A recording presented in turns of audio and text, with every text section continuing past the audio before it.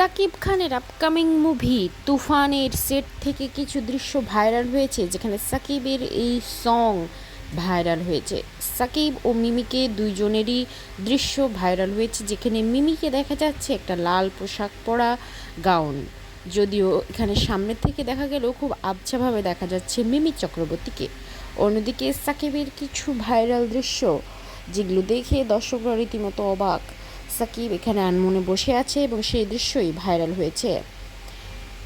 এখন পর্যন্ত মিমি চক্রবর্তী ও সাকিব খানের কোনো দৃশ্য ভাইরাল হয়নি, কিন্তু তাদের এই সঙের এই দৃশ্যগুলো ভাইরাল হয়েছে, যা নিয়ে রীতিমতো দর্শকরা উঠে পড়ে লেগেছে এবং হাইপ খুব হাই।